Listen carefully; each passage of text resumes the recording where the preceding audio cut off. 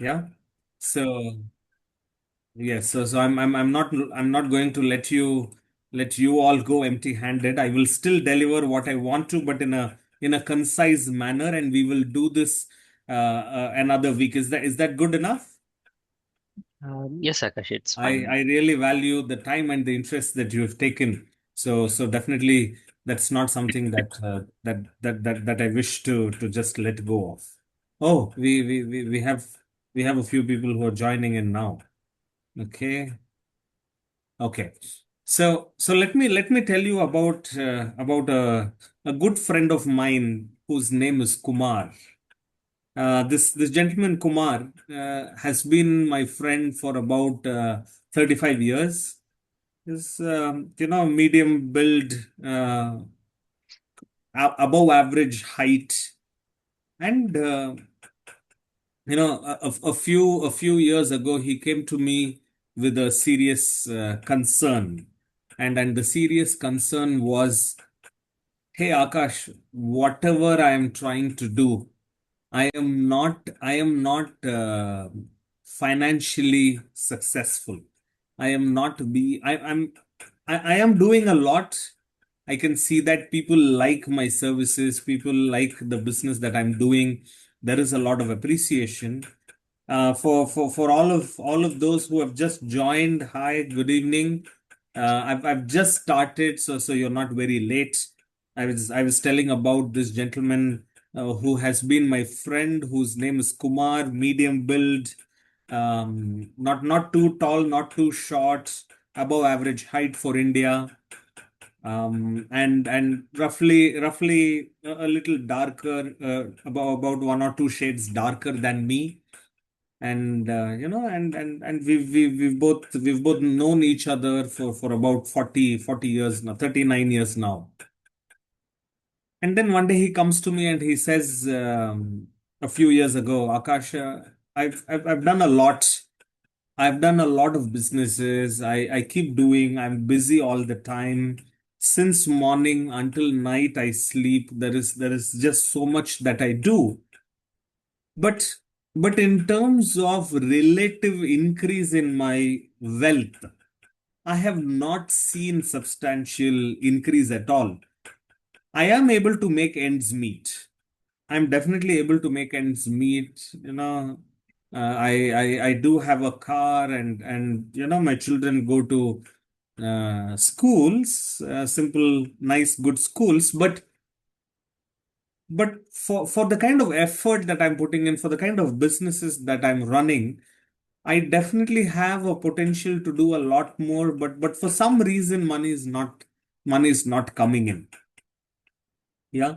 How many of you believe that there is, somebody in your circle where you see a lot of effort that they put in, but they're not blessed with money. They are not blessed with wealth, right? We all have examples like that around us. Somebody in our family, somebody in our friend circle, somewhere. And then, I'm a big fan of CCD, Cafe Coffee Day. And there is one cafe coffee day here in Arispuram, and I said, and we were having, I had ordered for a um, Americano myself and for him a cappuccino, and as we took a sip of our respective coffees, I started asking, okay, tell me more about what you're doing. And then he said how he's helping local businessmen who are there in Coimbatore, and surrounding areas to find suppliers in China, right? In China, in Vietnam, and how he charges per sourcing, right? So he's helping these people reduce cost. And I asked him, okay, how many companies he's worked with. He has some good numbers, but he's working with quite a good set of people, but he's not like making real good money, despite doing something very important for these business owners. And what is that? Reducing cost. When you buy from a supplier who's offering you at a lower cost, what happens? Your cost comes down, because of which either your business profitability improves, or you are able to offer to your client at a reduced cost than the market. And because of this, what happens? You can actually get more business. You can grow your business.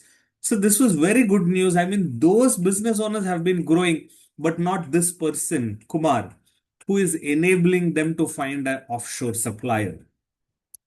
And as we got into a conversation, 45 minutes, 50 minutes, my coffee is half done. Um, I get to know this about his family, and all of his family, his parents have been doctors. Their parents have been doctors as well. So about two, three generations down the line, everyone have been either doctors on one side, or they have been teachers, right? And there I was able to sense what the challenge is. Today, doctors and teachers is a different set of business, a different set of profession. But 50 years, 60 years down the line, doctors and teachers were in the business, were not in the business, were in the place of being a social worker, right? Both doctors and teachers had a lot of nobility attached to their profession, and they would get what was given to them, but they would give very wholeheartedly, right? So in his family, it was always programmed, it was always told, his parents told, his grandparents told, that, hey Kumar, you should serve, everything else will happen. You should serve, everything else will happen. It served well for those generations because doctors in those generations would serve. It served for those generations because teachers in those generations would serve. But do you think that holds good in the current generation, in the 2000s, right? We cannot just be in the motive of serving. We cannot just be in the motive of being a social worker. But Kumar, when he ran his business, he would always remember subconsciously. He would never ask for money to his business owners, to his business owner clients, despite he saving lakhs and lakhs of rupees for them. He would never ask enough because he believed that his job is to serve, and what has to come will come. Yeah. And when I when I was talking to him, and when I made him aware of this particular programming, the programming of money, the programming of wealth, he was then able to relate. And he told, yeah, Akash, you are actually right. I I have never asked people, that this is my service fee, and you have to pay 50% in advance, and you have to pay 25% at this stage, and the remaining 25% at this stage.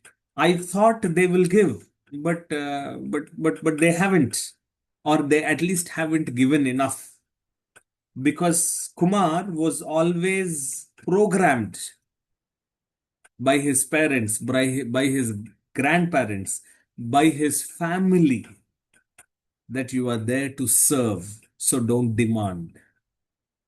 And that, unfortunately, did not work in the profession that he was in. Friends, tell me, How many of you are able to relate to such a programming around us? How many of you are able to relate to something like this? Is this is the story of Kumar something that you are able to resonate with? Not may not be with you, but somewhere around you. Do you think that programming has an impact? Please use the chat and use your fingers because we are going to, unfold two very important wealth programming or money programming related concepts in the next few minutes. So please your chat and tell me, what do you think about Kumar and his programming? What is the common programming that you have come across, that we have come across in the society, from our parents, from our families, from the world we live in? What are the normal common programmings that we have? The chat is open. All you have to do is press the chat and share.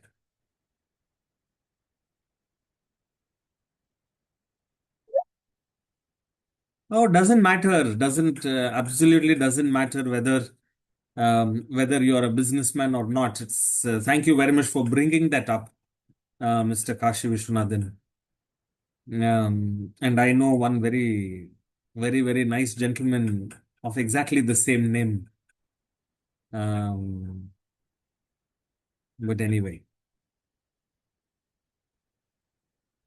money programming or wealth programming doesn't have to be with respect to being or not being a businessman.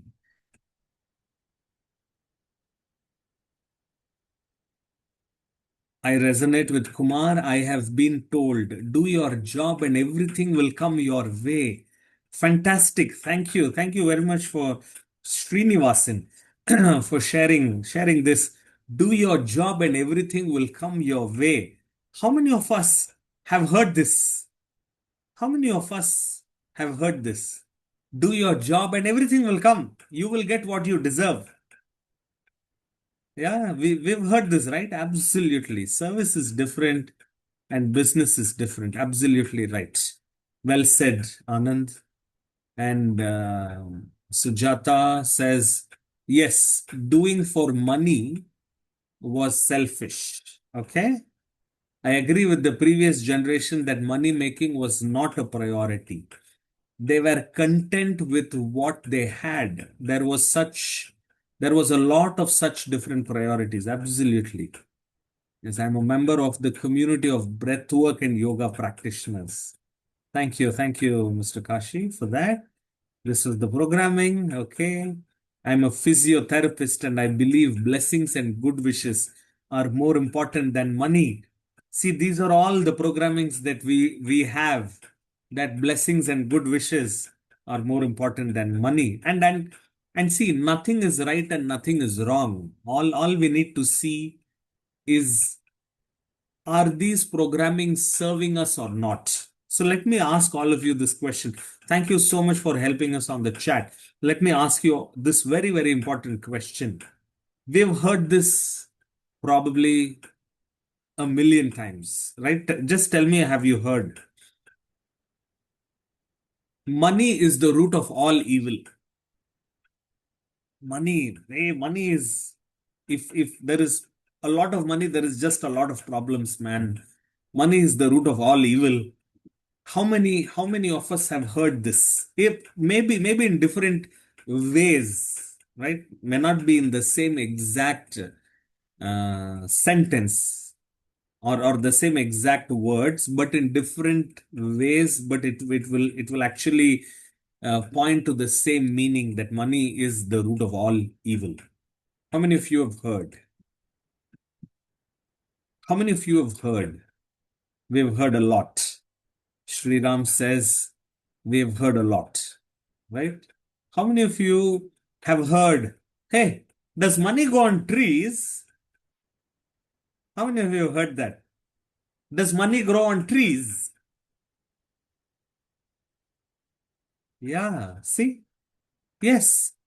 So, so, so if you look at all of these words, all of these statements, these are all programming statements. Have heard money doesn't grow on trees. Absolutely right.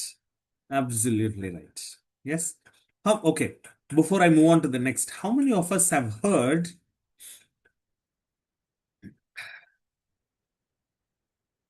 more money is bad?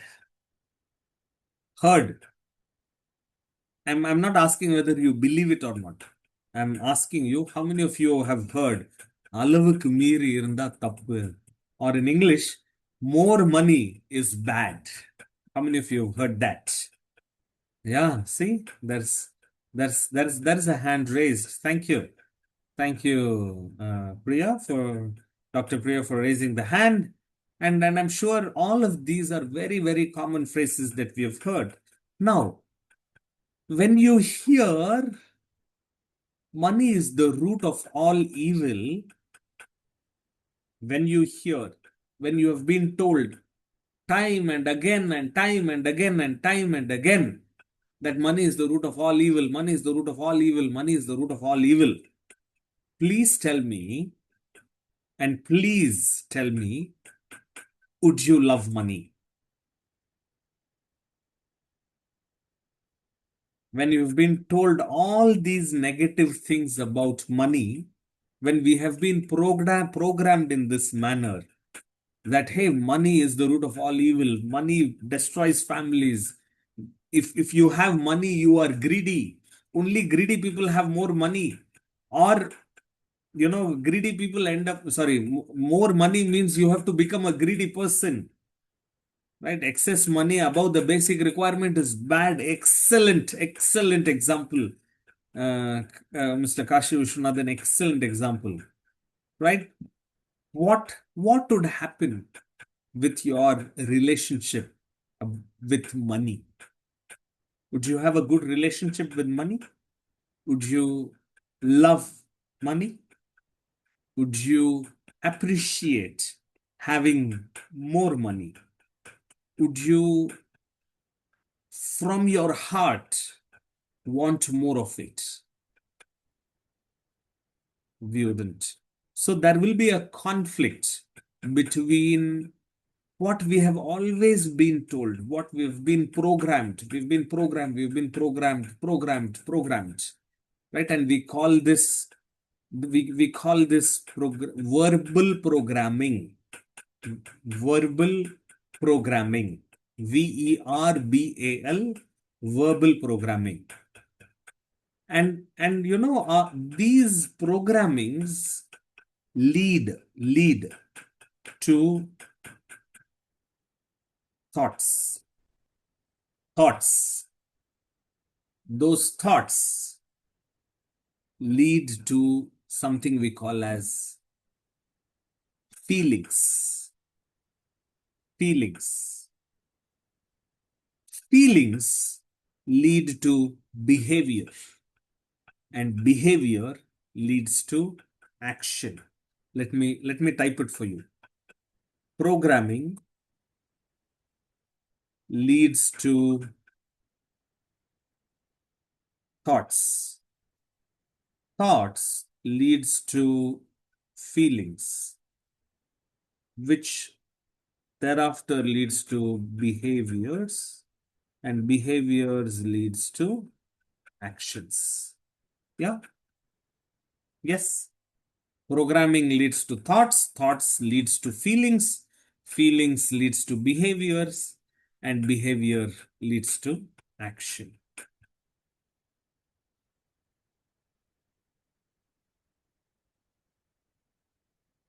How many of you have been, how many of us, we all have, uh, we all, at least, I'm sure most of you had this culture of giving chocolates during our birthdays. It was a programming, right? It was a programming. So the programming was we should celebrate birthdays with chocolates or sweets. Right? And those days we had dairy milk, no, eclairs, small 1 rupee eclairs, or mango bite, or so on and so forth. That's the programming. So the programming would lead to this thought that yeah, I should celebrate my birthday with chocolates. I should give chocolates to everyone. And that would lead to feeling. What is the feeling? The feeling that I should share, the feeling that I should celebrate this day. And those feelings would lead to behaviors. What are the behaviors that we will we will feel happy, right? Our smile would be there, and we'll feel bright, and we'll feel energetic. We'll talk with some. I mean, we'll walk with some nice stance because we are really energetic that day. Our programming has led to thoughts, which has led to feelings, which has led to behaviors, and then our actions, right? We actually distribute chocolates to our classmates. Maybe we get blessings from elders, so on and so forth. So that's the same way how our programming with money works. Kumar, my friend Kumar, with whom I was having coffee, and then we were talking. He was struggling to make money despite giving value to his customers because he never believed that he should demand a compensation. He should demand a value because in his programming from his family, from the people around him, they have always been told, just like how one of you had told, that hey, you serve and things will happen to you, right? And you need not be in a situation of businessman, but what if you were working, and if you just kept doing your job, but doing your job and doing your job, we would keep getting what the company deserves to thinks of us, right?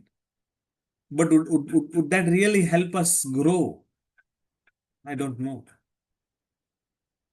Today people have an open conversation with their organization. They say, hey, these are my aspirations. You tell me how I can earn more. You tell me how I can earn more. I would like to have that conversation with you because my aspirations are these. Right? When you have conversations like that, the reward is a lot different than somebody who keeps doing and thinks that things will come. I don't have to worry, things will come someday, things will happen someday, right? It doesn't happen, and that's why there is this principle called PENAM, right? Penam, PENAM. So everything originates with this programming. Everything originates with this programming. And what I want to tell you today is how are we programmed? And that's why I'm using this word called PENAM. PENAM stands for this. P stands for parents. E stands for environment. N stands for nation. What's happening in our country also has a big impact. A stands for associations, and M stands for media. The PENAM, parents, environment, nation, associations, and media, all of these contribute to our programming. All of these contribute to our programming.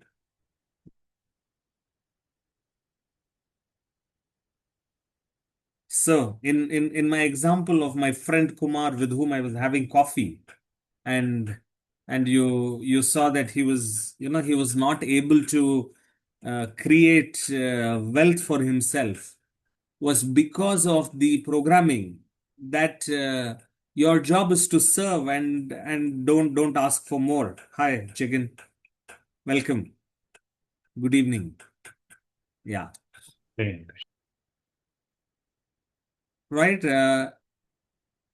But ultimately, what happened? The world did not reward him well,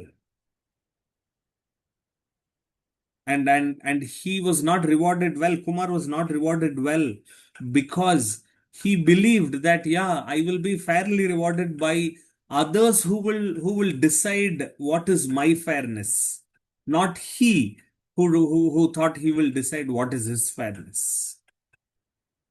So, for us to change his wealth status, which is his action, we had to change his behavior, not just the behavior, but the feelings, the thoughts, and predominantly the programming. We had to go back and talk about the programming that he had. And if we change the programming, everything else can change. Everything else can follow a change pattern, right? So what are programmings that serve us and what are programmings that don't serve us? And I want to be specific to, programmings related to money, related to wealth. Yes, and we saw a couple of examples here, but and those were general common examples, but something that today I wish to help you is take away at least one programming that is serving you well, one wealth programming that is serving you well, and one wealth programming that is not serving you well. That is what I want to take away. Can we call programming as beliefs and combination of values? Belief, we can call them beliefs and values, but the actual, technical, not technical rather, but the actual name for it, right, is programming. So if you ask a professional, somebody like me, I would rather call it programming, but nothing wrong in calling it as beliefs and or values. Nothing wrong in calling it as beliefs and or values. We've um, in Gujarat, right? Sorry, so, not in Gujarat. Japan, after the World War II, there is, and this is an example of the nation N, programming of N, the nation, or how a nation has impacted the beliefs in its people. If Sri Ram were to call it beliefs, how Japan has imbibed that. World War II comes, what happened, right? Japan is devastated. They were already reeling under the pressures of World War One, heavy industrialization, a lot of competition from Europe and America, and then suddenly Hiroshima and Nagasaki is wiped out, right? And Japan is down to its knees. Japanese people are very, very, very hardworking people. They're very quality conscious, and they would devote everything to their work. Do you know why? Because it was programmed into each and every one of the Japanese men and women, children, elderly, living, dead, into everyone, that if we don't do more and build Japan back, our grandchildren and our great grandchildren are going to have a terrible, terrible life. So let's give up our lives and let's give up our children's lives so that uh, our grandchildren and our great grandchildren can have a great future in Japan, right? And you see, Japan is one of the most workaholic countries in the whole world.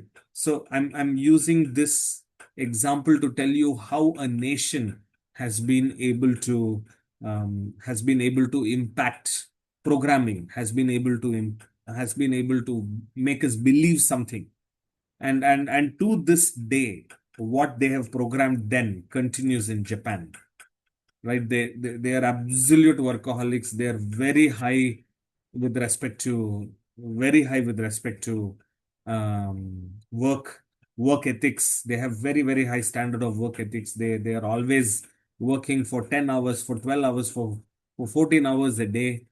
And most importantly, they care for each other, right? You know that about Japan, right? They're very truthful people.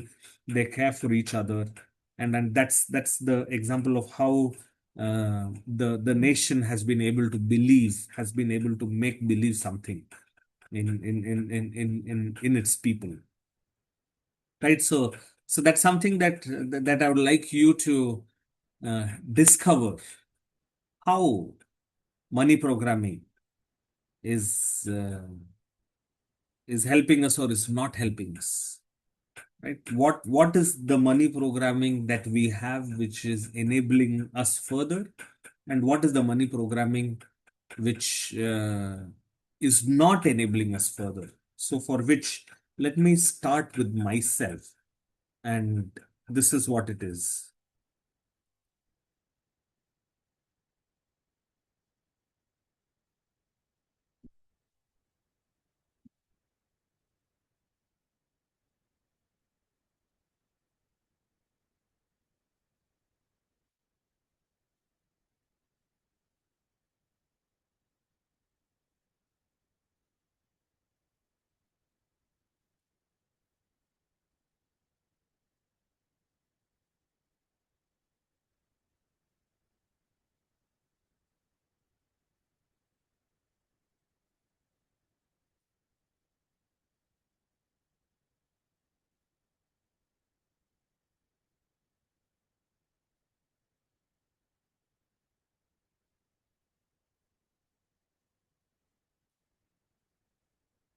I'm typing mine so that I can share with you. I will I will start from myself, but I also suggest that you also start thinking, okay, what, like how we related to Kumar and a few other examples we saw on the chat. What are those non-enabling programs, or what are those enabling programs, money programs, wealth programs that you have?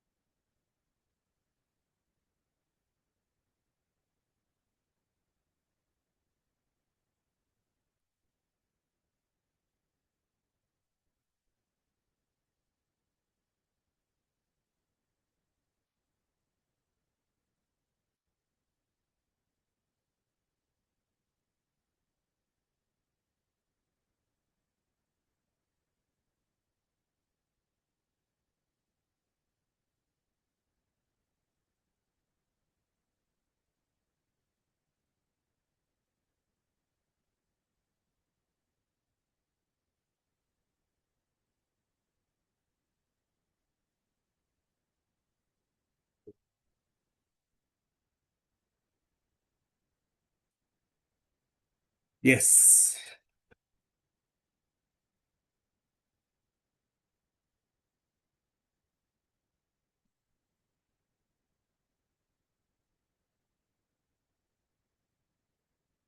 So this is what my non-enabling programs have been earlier,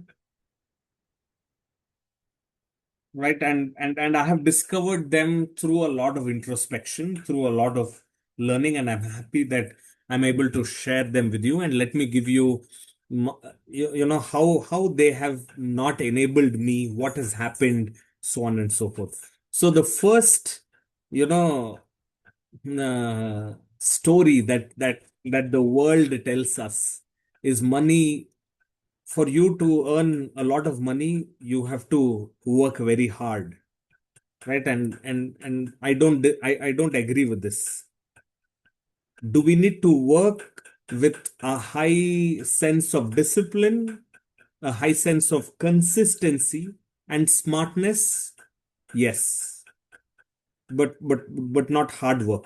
Because if it was only hard work, then you know who works the hardest? Unfortunately, the people in railway station who who take our uh, the porters who carry our luggages, they work the hardest, right? Because they carry our uh, tens of kilograms of luggage from and to, either a taxi to the platform, the station, so on and so forth. So you see how this is a non-enabling programming for me. And the minute I got to know that, hey, hard work alone doesn't give money as a result. Instead, look at people who have money. They are not the ones who are actually slogging like donkeys. No, they are the winning horses, right? They are the risk takers. They are the ones who are consistent. They are the ones who have a lot of discipline, who have a lot of consistency, who are risk takers in their lives. If they are on their jobs, they are the ones who are doing smart work, not hard work, smart work. And when I realized that, hey, hard work alone doesn't give money, immediately, my I changed my programming, and I started believing that no, hard work is not going to give the money. Instead, what we need is smart work, what we need is consistency, what we need is all of this. And that is what is going to give us wealth. That is what is going to give us money. I'm not saying I'm an extremely rich individual, but yes, I lead quite a comfortable life, and a lot more to come, a lot more to give. Mr. Kashi says farmers are another example of hardworking people. Absolutely right. Farmers are very, very, very hardworking people. Yeah. Farmers are very, very, very hardworking people. They wake up 3 o'clock, 4 o'clock in the morning. They slog throughout the day, during rain, during sunshine, during this, during that. And do they determine the prices at which you buy vegetables? No, they don't determine the prices at which you and me we buy vegetables. They don't dictate those prices. They have to give at the price that the trader is taking. Excellent example, Kashiji. Excellent example. Thank you. But what I would like you to come out is people working in mines. Yes, Pradeep, absolutely right. People who are working in mines, they slog their ass out. Absolutely. Srinivasan says, people have more money will not have peace. It's one of your programming, is it? Thank you. Thank you. So what I want you to think of is like how I brought out these non-enabling programs, non-enabling verbal programs about money that I had, and I was fortunate enough to get to know this science many years ago, and I was able to make a positive impact in my life and the life of my loved ones. What is it that now you have realized that you have as a non-enabling programming for you about money, and what are you going to do about it? That is what I want on the chat as well. So I really, even if you are able to bring out that one non-enabling program, hey, this session changed my perspective about this. Oh my God. I think there is a lot that we could accomplish.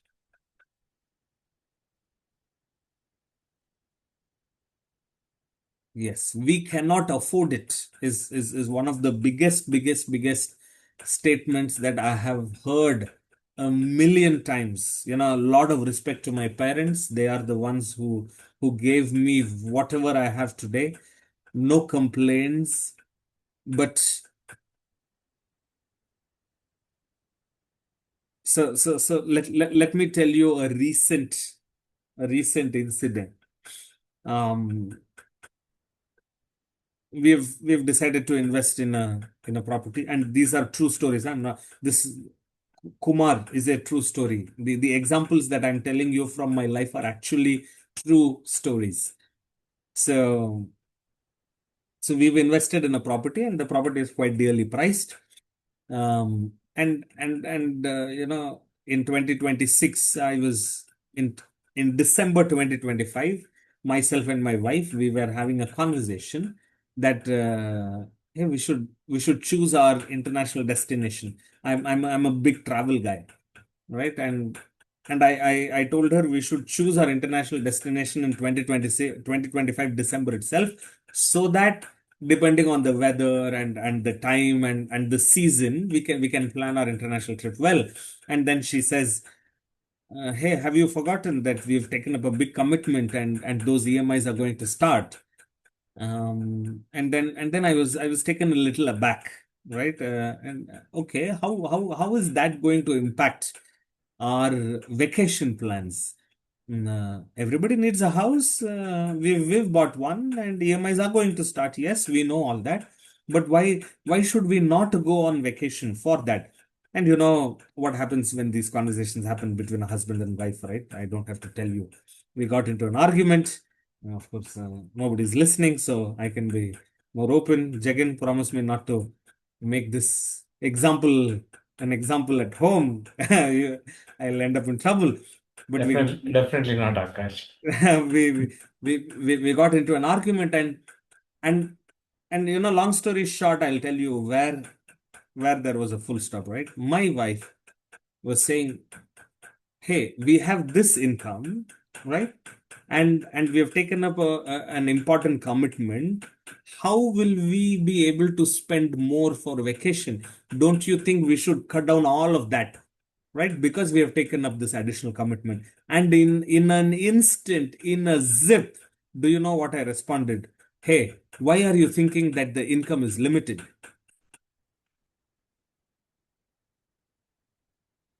You got it? Why are you thinking that my income is limited? I told her that our income is only limited to what we decide it needs to be. Yes. And I told her, okay, will you agree if I increase my income? She said, yes. So we could actually afford it, right? The only thing that we had to think is how. If we can let go of that thinking that we cannot afford it, and move on to look at the possibilities. Okay, how can I afford this?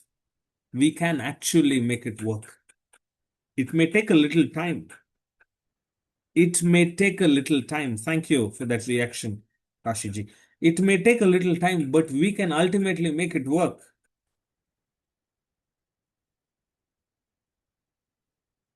Yes. So, so what triggered that statement from my subconscious, versus what made my wife talk about letting go of vacation, was the fact that in her programming, she's been programmed, and no fault of hers, right? Our programmings cannot be our faults. Please remember the statements. Our programmings cannot be our faults, because they have been programmed to us even before we started understanding those programmings. What can be our fault is if we don't change those programmings to our benefit. that will be our fault.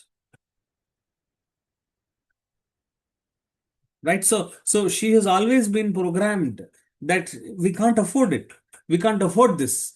If we need this, we need to let go of this because there is only X. So if that X is there, we can only use that X for that much, right? Whereas I have rephrased my programming saying, how can I afford it? What should I do to make it affordable? And that's the third item that I have written here in my chat, saying how I have changed my non-enabling programs, right? Friends, we compared to when we started in the beginning, we have quite a few: Sujata, Srinivasan, Sriram, Priya, Pradeep, Kashiji, Jagan, Annamalaji, Anand. To all of you, I'm asking: are you able to relate a little bit? Are you able to relate a little bit? Are you able to, are you able to distinguish what I say as programming and how that programming has led to a thought, which has led to a feeling, which has thereafter led to a behavior, and then that has led to an action from my side, right? I've given you some examples. So what is that one thing that is enabling, non-enabling for you? Or if you have any questions or if you have any doubts, please feel free to unmute and speak, and happy to answer.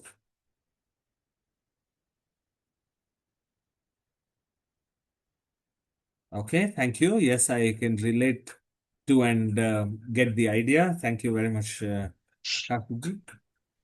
Yes, Akash. I could relate on how I'm limiting my possibilities to a smaller circle, even though the possibility is higher. So I've realized in one area, not with money, but with other topics. I myself limit myself to work hard to achieve anything. So I realized sometime back, and then I stopped that thought in my mind. I don't need to work so hard to achieve anything. So things will happen easily. But I didn't explore the same thing in money part, Right. and just going on the way as whatever is written on my head, it will be there. Just work and things will come for me. Yeah, Right. that's not non-enabling program, yeah, which I have to work on it. Absolutely. Thank you very much for sharing. And that was so valuable. And do you agree that all of these programmings are not 5 years and 10 years old? Yes, They are as old as we are. yes. It's shaped us from different people and Exactly. slowly one by one, and there are Yes. many concrete affirmations coming behind. Like we have visibly seen some people, and we Yes. are reinforcing the same thought again and again, and Absolutely. we make this habit with us. Absolutely. Absolutely.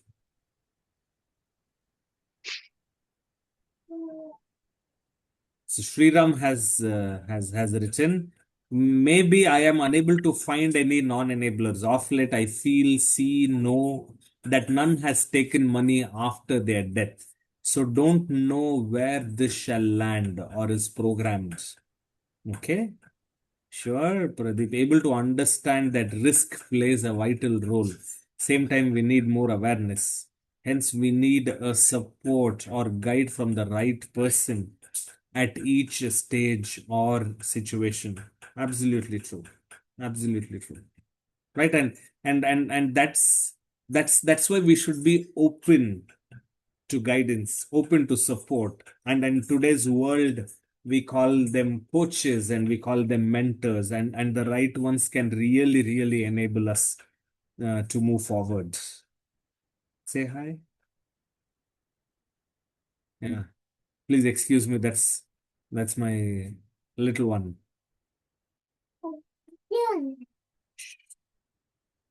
Yes. Good. Anyone else? Dr. Priya? What's running in your mind if you're there?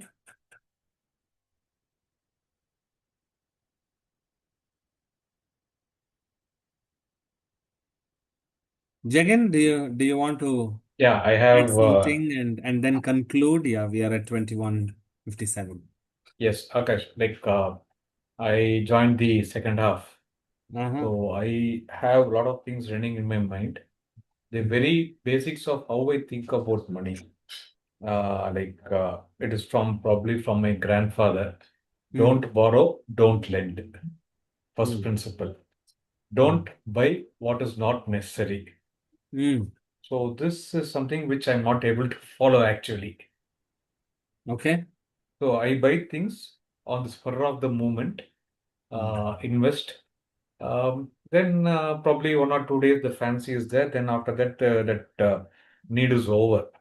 mhm. But the product is there. I have not utilized it. That Okay. emotional attachment or what do you call the urge, no, to buy that buying capacity. So these two things were the opposite. One telling me to be like this. The other one also telling me, but I'm not able to follow that. Mm, That has been an internal war, literally, whenever it comes to buying things. So what I mm, do is whether it's taking dress or things like that, no, whatever is not crucial, I allow it to my family members. I just tell them what I require, probably a outline. I never think about money. mm. You get it, no? Even if it's Yeah. taking a new set of dress, I'll think back. Already I have so much of Yes. formals, so many And casuals. and Jagan, I know you consult a lot of businesses Mm, as well as a lot of business owners, entrepreneurs. You've always been in that space to help people grow, right?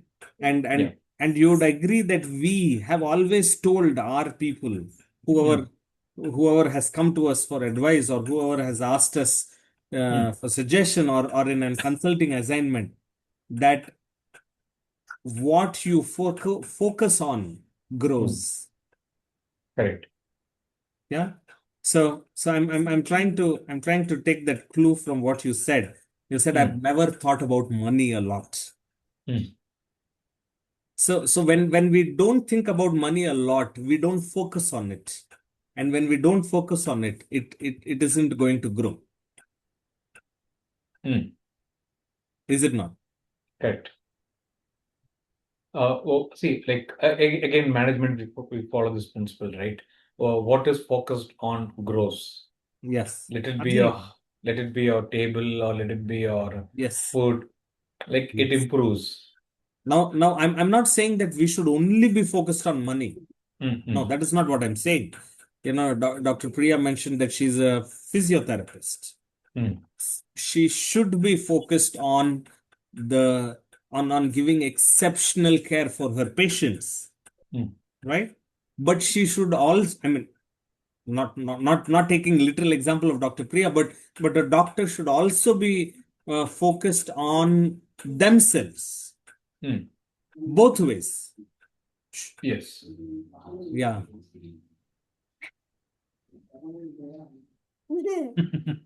Yeah. It's okay. No.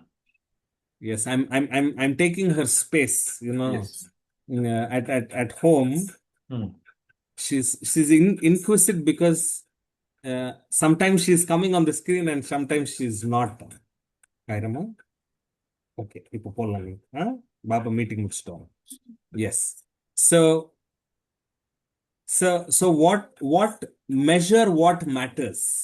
mm, That's also something that we say, right? Measure what matters.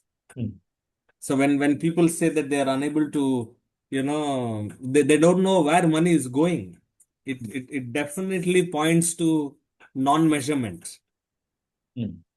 They don't know where money is going. That's why they don't know where money is going. They're not measuring it. Anyway, thank you for bringing that perspective. We Yes. are Thank you. at 10:01, and I believe that these two words, Penam, That is, our programming is absolutely Panam based. Parents, environment, nation, associations. Associations meaning the people whom we interact, the people whom we move, the people whom we talk to, the shops, the the things around us, and media. Panam. That's how our brains work. Yeah. Second is our TFAR. Actions then translate to results. So our programmings lead to thoughts. Thoughts lead to feelings. Feelings lead to behaviors.